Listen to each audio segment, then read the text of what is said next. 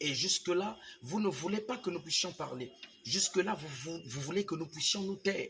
Tandis que la parole nous déclare dans Éphésiens chapitre 5, le verset 11, « Ne prenez point part aux œuvres infructueuses des ténèbres, mais condamnez-les. » Lorsque nous allons parler les églises de réveil, ils veulent montrer aux gens. Non, ce n'est pas une affaire de montrer aux gens. Nous voulons appliquer la parole de Dieu. Ce que nous voulons, c'est que la parole de Dieu soit appliquée. Ce n'est pas ce que nous voulons d'ailleurs même. C'est ce que le Seigneur lui-même veut. Éphésiens chapitre 5, le verset 11. Ne prenez point part aux œuvres infructueuses des ténèbres, mais condamnez-les. Celui qui a écrit cela, celui qui a dit cela, c'est l'apôtre Paul. Il a été appelé par le Seigneur. Il était porteur de l'Esprit de Dieu. La Bible dit, les hommes ont parlé de la part de Dieu au moyen du Saint-Esprit. C'est-à-dire que Paul ne l'a pas dit en vain. Ce n'était pas le fruit de sa réflexion, mais c'était le fruit du Saint-Esprit. Il l'a dit. C'est pour dire que Marie n'est pas Dieu. Marie n'est pas le Seigneur Jésus-Christ. Celui qui a le droit d'être honoré, c'est le Seigneur Jésus-Christ. Marie n'est que le canal par lequel l'Éternel a... C'est-à-dire que c'est un canal par lequel l'Éternel est passé pour engendrer notre Seigneur. N'oublions pas que le Seigneur Jésus-Christ n'était pas un homme, c'est un esprit. Jésus est le corps que Dieu a choisi pour venir au milieu de son peuple, au milieu des hommes. L'apôtre Paul a explicité. Jean chapitre 11, le verset 25 à 26. Que nous dit cette parole? Jean chapitre 11, le verset 25 à 26. C'est le Seigneur Jésus-Christ lui-même qui parle à Marthe, qui regrettait parce que son frère Lazare était mort. Il dit, si tu étais là, mon frère ne serait pas mort. Et Jésus-Christ lui répond. Jésus-Christ lui dit, je suis la résurrection et la vie.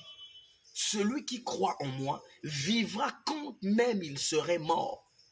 Et quiconque vit et croit en moi ne mourra jamais. Crois-tu en cela? Il pose la question à Marthe.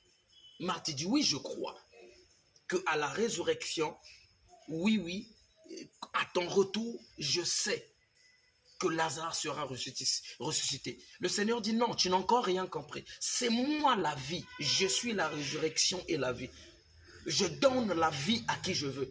Je ramène à la vie qui je veux. Ce n'est pas Marie, ce n'est pas au nom de Marie que nous sommes sauvés. Celui qui mérite la gloire, l'honneur, la puissance, l'autorité, les acclamations, les ovations, c'est le Seigneur Jésus-Christ. Vous ne pouvez pas prôner Marie de cette manière. Ça, c'est de l'idolâtrie. C'est pourquoi vous allez remarquer dans Matthieu chapitre 15, le verset 8 au verset 9, Jésus-Christ dit que ce peuple s'approche de moi. Ce peuple s'approche de moi. Ce peuple m'honore des lèvres et de la bouche, mais son cœur est éloigné de moi. Matthieu chapitre 15, le verset 8. Au verset 9, il dit, c'est en vain qu'il m'honore, c'est en vain qu'il m'honore. Ce que vous faites, c'est pour la gloire de Dieu, vous honorez Marie parce que c'est la mère de Jésus. Mais ce n'est pas Dieu que vous honorez, ce n'est pas ce que le Seigneur veut. Il dit, c'est en vain qu'il m'honore, ce peuple m'honore, en enseignant des commandements et des préceptes des hommes. En enseignant, Matthieu chapitre 15, le verset 9, en enseignant les préceptes et les commandements des hommes. Ce sont des hommes qui vous apprennent à honorer Marie. Ce jour-là, lorsque le Seigneur Jésus-Christ était pratiquement agonique, il était à la croix avant de rendre l'âme. Jean était au pied de la croix. Qu'est-ce que le Seigneur a dit? Considère Marie comme étant ta mère. Il n'a jamais dit que, Jésus-Christ n'a jamais dit, adore ta mère. C'est moi que vous devrez adorer. C'est moi le Seigneur. C'est moi qui suis le responsable. C'est-à-dire que le canal, c'est-à-dire que c'est moi, c'est-à-dire que le porteur de la vie éternelle. C'est par moi. Ce n'est pas par Marie. Vous ne pouvez pas faire ça. Et puis quand nous allons parler que non, ceux des églises de réveil, ils veulent montrer quoi? Non, c'est la vérité. Essayons de rétablir la vérité. Moi, je ne suis pas contre vous, nous prions tous le même Dieu, mais la façon de faire, non. Parce que ce que vous faites, plusieurs personnes sur la toile ici voient et croiront que c'est comme ça que ça se passe. On dit que ce n'est pas comme ça. Celui qui mérite la gloire et l'honneur, c'est le Seigneur Jésus-Christ. Faites des campagnes d'évangélisation de telle manière. Parlez de Jésus-Christ. Écrivez partout Jésus-Christ, sauveur de l'humanité. Jésus-Christ, donnez le titre que vous voulez donner à votre Dieu. Honorez-le de cette manière. Chacun de nous appelle Jésus à sa manière. Moi, je peux l'appeler mon pourvoyeur. Je peux l'appeler mon soutien. Mais que Jésus-Christ demeure la gloire. Que la gloire le revienne. Demeure le seul et l'unique qui mérite la gloire. On ne peut pas continuer à prôner Marie. Et lorsqu'on dit que ça, c'est ce que vous faites, c'est de l'idolâtrie. Mon frère, c'est de l'idolâtrie. Tu ne peux pas honorer des trucs comme ça. Vous faites une statuette, vous mettez sur un véhicule. C'est pas possible. C'est pas possible. Donc, vous ne connaissez pas la parole. Vous ne connaissez pas la parole. Je ne vous juge pas. Mais ce n'est pas bien ce que vous faites. Mon peuple périt faute de connaissance. Lisez la Bible. Méditez la parole de Dieu. Certainement, le Saint-Esprit.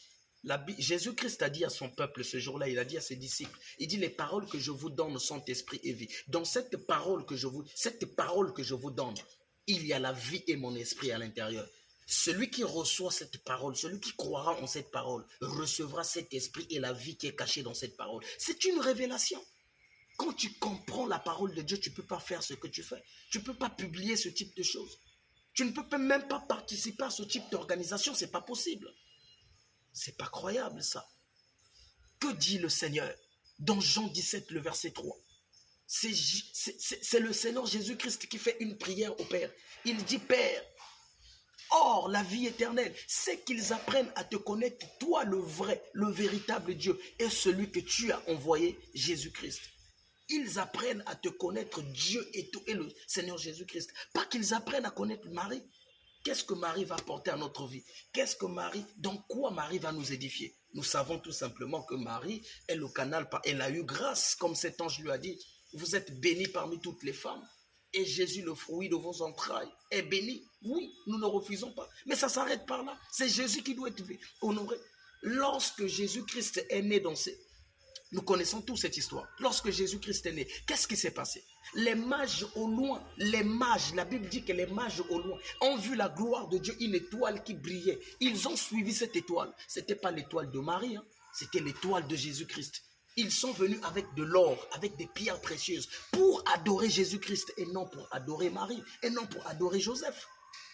Ah oui, excusez-moi, je ne fais que dire la vérité. Ne me détestez pas, chers catholiques. Nous prions tous le même Dieu, mais la façon de faire n'est pas celle-là. Que le Seigneur vous bénisse. Méditez bien la parole de Dieu.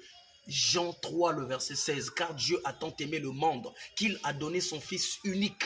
Il n'a pas donné Marie, il a donné son Fils unique, afin que quiconque croit en Jésus ne périsse point, mais ait la vie éternelle. Jean 17, le verset 3, or la vie éternelle, qu'ils apprennent à te connaître, toi le vrai ou encore le véritable Dieu, et celui que tu as envoyé, Jésus-Christ. Jean 11, le verset 25, Jésus-Christ dit, je suis la résurrection et la vie, celui qui croit en moi vivra même quand il sera mort. Ça veut dire que même quand tu es mort, tu t'es déjà décomposé, tu es déjà sous le sol. Pour le Seigneur, tu t'endors. Pour le Seigneur, tu es vivant. Vivra même quand il serait mort. Pour les hommes, tu es mort, mais pour Dieu, il te considère comme étant vivant. Et c'est une parole qui est authentique. Que le Seigneur vous bénisse. Ah oui,